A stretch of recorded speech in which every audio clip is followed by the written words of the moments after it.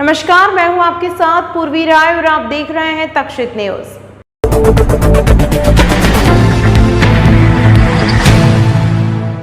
उज्जैन से सैकड़ों rail driver व गार्ड के पद समाप्त करने के विरोध में रेल ड्राइवर के परिजनों ने कैंडल मार्च निकाला और उज्जैन से ड्राइवरों के पद समाप्त न करने की गुहार लगाई।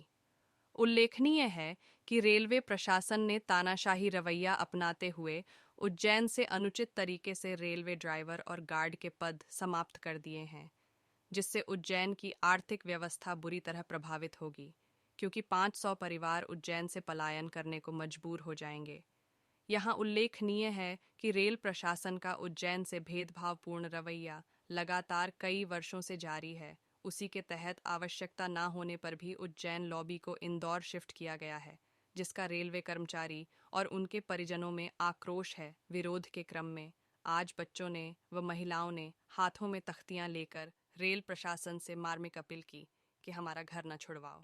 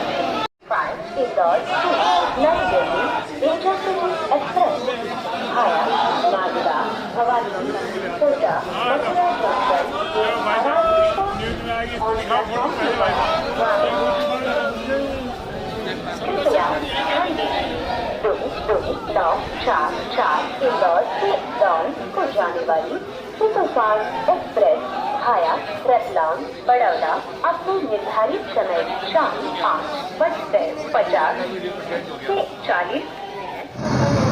ये हम लोग पिछले सोमवार से लगातार भूख हड़ताल पे बैठे हुए हैं। हमारे साथी कर्मिक भूख हड़ताल पे हम लोग उज्जैन पे यहाँ बैठे हुए हैं। अभी तक किसी भी अधिकारी ने आकर यहाँ हमारे भूख हड़तालियों से या जो यहाँ हम जो संयोजक हैं इस मूवमेंट के संयुक्त मोर्चा के, किसी से बात नहीं करी है। जिस प्रकार से वो दादागिरी कर रहे हैं, तानाशाही कर रहे हैं, वो बिल्कुल अनुचित है, अन्याय है। रेल कर्मचारियों के साथ भी अन्याय है, उनके परिवार के लोगों के साथ भी अन्याय है। ये जो मोर्चा है, जो ये विरोध प्रदर्शन है, जो ये हमारा शक्ति प्रदर्शन है, वो इस बात का होता कि यहाँ आप लोग देख रहे हैं कि बच्चे, महिलाएं और रेल कर्मचारी कोई भी नहीं चाहता है कि यहाँ से जाए। कारण क्या है कि उज्जैन इंदौर में कोई व्यवस्था नहीं है। दूसरा है उज्जैन इंदौर में कोई ज़रूरत ही नहीं है। इंदौर में रनिंग स्टाफ की कोई ज़रूरत ही नहीं है। वहाँ इसलिए ज़रूरत नहीं है तो प्रशासन का कहना यह है कि जहाँ से गाड़ी ओरिजिनेटिंग होती है वहाँ से हम लोग गाड़ी चलाना चाहते हैं, वहाँ स्टाफ रखना चाहते हैं। तो मेरा उनको ये कहना है कि दिल्ली के अंदर 1000 ट्रेन रोज चलती है और दिल्ली मुख्यालय से पे कोई भी रेलवे लोको पायलट और ट्रेन मैनेजर का कोई हेडक्वार्टर नहीं है और सारी गाड़ियाँ दूसरे हेडक्वार्टर से चलाई जाती हैं। उसी प्रकार उज्जैन मुख्यालय से भी गाड़ियाँ विधिवत चल रही हैं, बिना टेंशन के चल रही हैं, बिना ओवर टाइम के चल रही हैं, बिना किसी विवाद के चल रही हैं। और ये लोग जबरदस्ती विवाद खड़ा कर रहे हैं। रेलवे के अधिकारी सीनियर रतलाम प्रवीण तिवारी जी जिस तरीके से और डीआरएम साहब जिस तरीके से इस पूरे मामले को हैंडल कर रहे हैं वो बड़ा दुखदायी है। हम लोगों को बड़ा परेशान कर रहा है वो मामला। ये इतनी बड़ी बात नहीं है। आज हम लोगों ने यहाँ पर कैंडल मार्च रखा है ताकि भगवान मोमबत्ती जला के हम लोग भगवान से प्रार्थना करेंगे, हे परमेश्वर, हे बाबा महाकाल बाबा, इन जो मंदबुद्धि अधिकारी हैं, जो अधिकारी को यही नहीं मालूम कि उच्चैन मुख्यालय तोड़ने से उनको क्या लाभ और क्या नुकसान है, उन लोगों को सद्बुद्धि दे और उच्चैन मुख्यालय यथावत रहे। S Sharma, working committee member AILF और संयोजक संयुक्त मोर्चा। पुलिस की समझाइश और चेतावनी के बाद भी बस ऑपरेटर देवास गेट से इंदौर की बस का संचालन कर रहे हैं। देखिए यह खास रिपोर्ट। चामुंडा माता चौराहे पर बस चालक ने 18 अगस्त को BSNL की महिला कर्मचारी को कुचल दिया था। दुर्घटना के बाद ASP ने सभी बस ऑपरेटरों की बैठक लेकर उन्हें सख्त हिदायत दी थी। कहा था कि बस चालक जहां चाहे वहां बस खड़ी नहीं कर सकेंगे, मगर पुलिस की सख्ती का असर कहीं नजर नहीं आ रहा। देवास गेट से ही बसें इंदौर के लिए चली और चालकों का जहां मन हुआ वहां से सवारी बैठाई। देवास गेट बस स्टैंड से इंदौर के लिए बस चलकर रेलवे स्टेशन गदापुलिया हरी फाटक पुल से होते हुए इंपीरियल होटल के सामने काफी देर खड़ी रही और वहां से यात्रियों को बैठाया गया तथा इसके बाद इंदौर के लिए रवाना हुई। यही हाल आगर रोड पर भी नजर आया। बस ऑपरेटर की मनमानी लगातार जारी है। चामुंडा माता चौराहे पर बस चालक ने 18 अगस्त को BSNL की महिला कर्मचारी को कुचल दिया था। दुर्घटना के बाद ASP ने सभी बस ऑपरेटर्स की बैठक लेकर उन्हें सख्त हिदायत दी थी। कहा था कि बस चालक जहां चाहे वहां बस खड़ी नहीं कर सकेंगे, मगर पुलिस की सख्ती का असर कहीं नजर नहीं आ रहा है। देवास गेट से ही बसें इंदौर के लिए चली और चालकों का जहां मन हुआ वहां से सवारी बिठाई गई। देवास गेट बस स्टैंड से इंदौर के लिए बसें चलकर रेलवे स्टेशन गदापुलिया हरी फाटक पुल से होते हुए इंपीरियल होटल के सामने काफी देर खड़ी रही और वहां से यात्रियों को बिठाया तथा इसके बाद इंदौर के लिए रवाना हुई। यही हाल आगर रोड पर भी नजर आया। बस ऑपरेटर की मनमानी लगातार जारी है।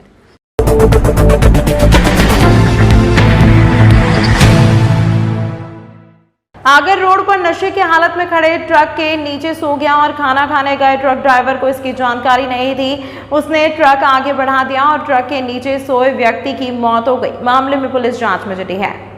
दरअसल घटना आगर रोड की है। यहाँ नशे की हालत में एक शख्स खड़े ट्रक क्रमांक MP09HH1352 के नीचे सो गया।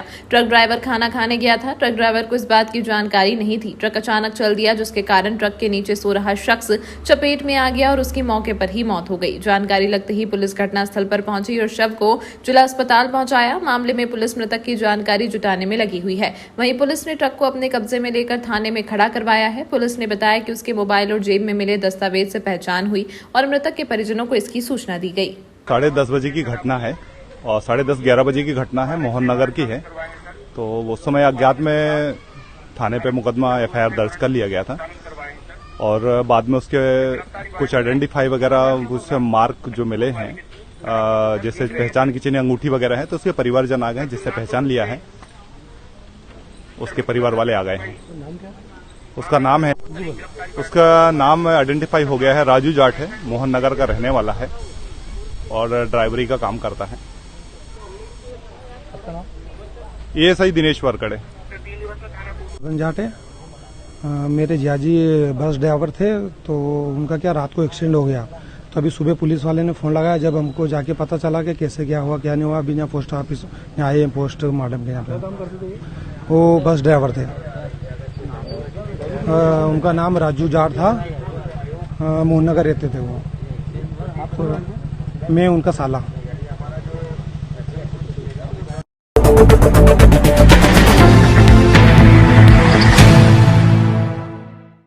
गुजरात और यूपी से आए बीजेपी विधायक उज्जैन की 7 विधानसभा में दौरा कर कार्यकर्ताओं की नब्ज टटोल रहे हैं, साथ ही जीत का दावा भी कर रहे हैं। मध्य प्रदेश में होने वाले विधानसभा चुनाव को लेकर भारतीय जनता पार्टी ने कांग्रेस से पहले ही 39 प्रत्याशियों की पहली सूची जारी कर दी है। मध्य प्रदेश में होने वाले विधानसभा चुनाव को लेकर भारतीय जनता पार्टी ने कांग्रेस से पहले ही 39 प्रत्याशियों की पहली सूची जारी कर दी है। इस सूची में उज्जैन के 2 प्रत्याशियों के नाम शामिल हैं। घटिया विधानसभा से इस बार सतीश मालवी पर भरोसा जताया है। विधानसभा क्षेत्र का फीडबैक लेने और संगठन को मजबूत करने के लिए इस बार बीजेपी नेतृत्व ने 4 राज्यों के जीते हुए विधायकों की ड्यूटी भी मध्य प्रदेश में लगा दी है। इसी के अंतर्गत गुजरात के वटवा विधानसभा के विधायक बाबू सिंह यादव 7 दिन से घटिया विधानसभा में डेरा डाले हुए हैं। उन्होंने यहां पर चारों मंडलों के अध्यक्ष, बूथ स्तर के कार्यकर्ता एवं समाज के अलग अलग लोगों से चर्चा की और भाजपा के लिए किए गए विकास कार्यों की बात कही। वहीं घटिया विधानसभा बीजेपी के प्रत्याशी सतीश मालवीय का कहना है कि उनके द्वारा वर्ष 2013 से लेकर 18 तक भारतीय जनता पार्टी के कार्यकाल में खूब काम किए थे। कुछ बचे हुए काम हैं जिन्होंने आने वाले वर्षों में किया जाएगा। ये पार्टी ने आपको समय से पहले लिस्ट में टिकट दिया है, किस तरह से आप अपने मुद्दों पर अपने क्षेत्र की जनता पे खड़ा उतरने का प्रयास करेंगे? देखिए, सबसे पहले तो मैं आप लोगों के माध्यम से भारतीय जनता पार्टी के शीर्ष नेतृत्व का, प्रदेश नेतृत्व का धन्यवाद देना चाहूँगा कि मुझे जैसे छोटे से कार्यकर्ता को इतनी बड़ी जवाबदारी उन्होंने दी है। मुझे 2013 में भी भारतीय जनता पार्टी ने उम्मीदवार बनाया था और 13 से 18 के बीच में विधायक रहा था। इस बार दूसरी बार उन्होंने मुझ पर विश्वास जताया है। मैं आपको कहना चाहूँगा कि जिस विश्वास के साथ भारतीय जनता पार्टी ने मुझे उम्मीदवार बना के भेजा है, मैं उसी विश्वास पे खरा उतरने का काम करूँगा। जनता की जो भी क्षेत्र की विकास के काम हो, क्षेत्र के काम हो, जनहित के काम हो, सभी आने वाले समय में पूरा करने का काम करूँगा। अभी आप घूम रहे हैं तो किस तरह आपको जनता का अपार स्नेह प्रेम मिल रहा है? देखिए, हम लोगों को जिस प्रकार से हम घूम रहे हैं तो हर गांव में जाके बहुत उत्साह दिख रहा है। मध्य प्रदेश के यशस्वी मुख्यमंत्री पर शिवराज सिंह जी चौहान के नेतृत्व वाली सरकार, जिसके माध्यम से हर घर का, हर व्यक्ति, हर वर्ग का, हर समाज का व्यक्ति लाभान्वित हुआ है। हर वर्ग खुश है। हर माता बहनें आशीर्वाद दे रही, मामा के नाम से कोई भांजी है, कोई मामा के कह रही, कोई भाई है। जैसे लाडली बहना योजना का काफ़ी प्रभाव पड़ा है। किसानों को ज़मीनों को जो हमारे मुआवजे मिले थे, तीर्थ दर्शन योजना है, मुख्यमंत्री आवास योजना, आयुष्मान कार्ड है, गैस की टंकी है। निरंतर इस प्रकार की जो जन कल्याणकारी योजना मध्य प्रदेश की धरती पर भारतीय जनता पार्टी की सरकार के कारण उतरी है, उसका लाभ निश्चित हम सब लोगों को अपार स्नेह प्राप्त हो रहा है। ऐसा कोई काम जो पिछली बार आपका छूट गया था, वो इस समय में आप अगर मानने का बनते हैं विधायक तो आप पूरा करना चाहेंगे? बिल्कुल, ऐसे कई सारे काम हैं। चूँकि 2013 से 18 के बीच मुझसे जितना काम बन पड़ा मैंने पूरा किया था, लेकिन 18 के बाद चूँकि विपक्षी दल का नेता वहाँ पर विधायक बने हैं, तो मुझे ऐसा लगता है कि इन 4.5 सालों में उन्होंने एक भी कोई बड़ा काम नहीं किया है। तो कई सारे काम ऐसे छूटे हुए हैं, क्योंकि घटिया विधानसभा क्षेत्रफल की दृष्टि से बहुत बड़ा विधानसभा है, तो कई सारे विकास की संभावना है और कई सारे कामों को और किया जा सकता है। जो हम लोगों के आने वाले जो समय चुनाव जैसे ही नजदीक आएगा, हम आने वाले समय में सब लोगों को रखेंगे। Thank you. शिक्षक के रूप में आए हैं, घटिया विधानसभा की आपको जिम्मेदारी मिली है, किस तरीके से आपने यहाँ पे दौरा किया, क्या स्थिति है अभी वर्तमान में? मैं पर्यवेक्षक के रूप में नहीं आया हूँ, मैं संगठन का मजबूत करने और प्रचार करने आया हूँ। किस तरीके से आप प्रचार प्रसार कर रहे हैं घटिया विधानसभा में? मैंने यहाँ घटिया विधानसभा में देखा भाजपा बहुत मजबूत है, भाजपा के कार्यकर्ता बहुत मजबूत है। कितने मतों से जीतने की संभावना है घटिया विधानसभा में सतीश मालवीय? संभावना तो देखो, हम जितना चाहते हैं तो भी संभावना ज्यादा ही होगी हमारी। हम 50,000 के करीब जीतना चाहते हैं। कुछ लोग नाराज चल रहे हैं, उनकी नाराजगी को लेकर किस तरीके से? देखो, हमारा घर का मामला है, घर में बैठ के हम, वो भी भाजपा वाले हैं, भाजपा वाला घर का अगर आदमी कोई नाराज है तो उसको भी मना लेंगे। 2 सीट मध्य प्रदेश में जैसे उज्जैन जिले में दी गई, दोनों सीट में क्या एनालिसिस किया आपने? क्या कितने वोट? मुझे एक ही सीट, मुझे एक ही घटिया विधानसभा दी गई है। मैं चारों मंडल का मैंने प्रवास किया 8 दिन, तो चारों मंडल के अंदर मुझे भाजपा, मैं प्रचार करने आया हूँ भाजपा का। जब मैं घर से निकला तो भोपाल गया, भोपाल में गया तब मेरी विधानसभा थी सावेर, लेकिन भोपाल जाने के बाद मेरी विधानसभा कोई कारणवश हाईकमान ने चेंज कर दी, मुझे घटिया दिया। मुझे मालूम नहीं है कौन प्रत्याशी था। यहाँ आने के बाद दूसरे दिन मालूम हुआ कि प्रत्याशी सतीश मालवीय को घोषित किया गया है। लेकिन मैं तो भाजपा का कमल का प्रचार करने वाला हूँ। 42 साल मैंने संगठन में काम किया है, बाद में मैं विधायक की चुनाव लड़ा हूँ, इसलिए मेरा काम तो पहले संगठन का रहेगा, प्रचार का रहेगा। Thank you.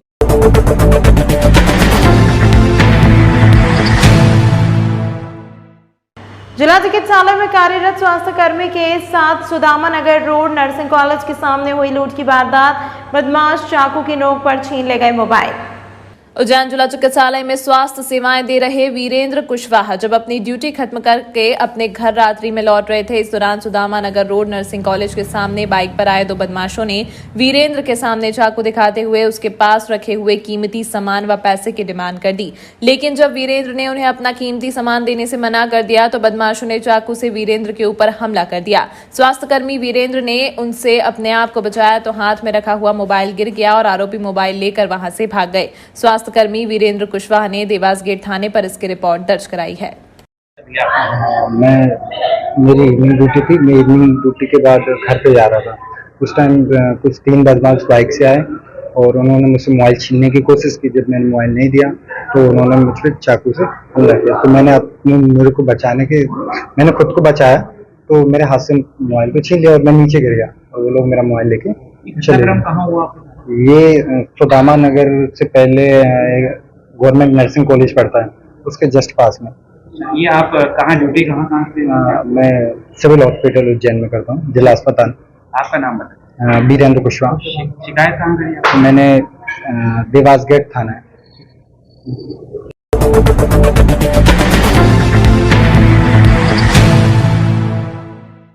महाराजवाड़ा स्कूल भवन को हेरिटेज धर्मशाला में तब्दील करने की योजना में काम समय पर नहीं करने के कारण ठेकेदार पर पेनल्टी लगाई गई है। महाराजवाड़ा स्कूल भवन को हेरिटेज धर्मशाला में बदलने की योजना पिछड़ती दिख रही है।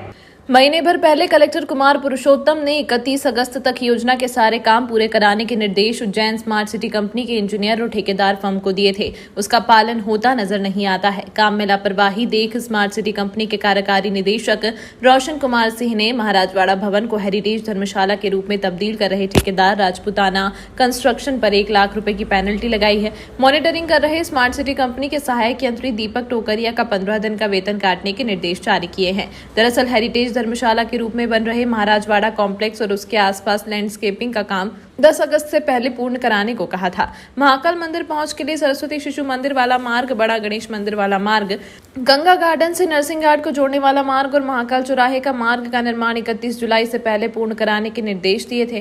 खास बात यह है कि निर्देशों के तहत एक भी काम समय सीमा में पूर्ण नहीं हो पाया है।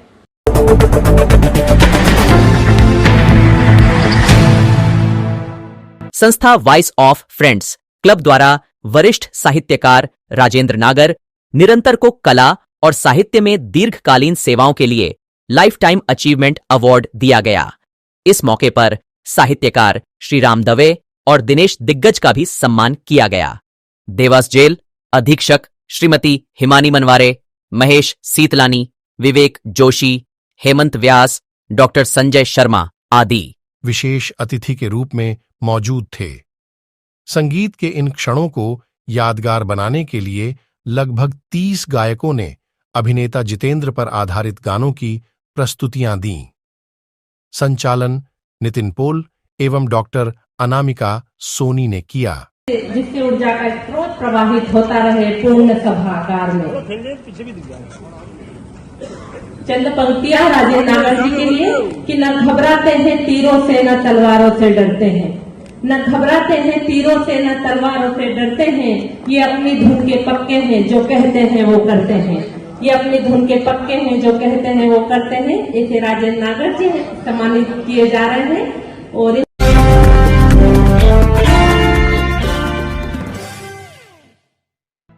तमाम महत्वपूर्ण खबरों के लिए देखते रहिए तक्षशित न्यूज।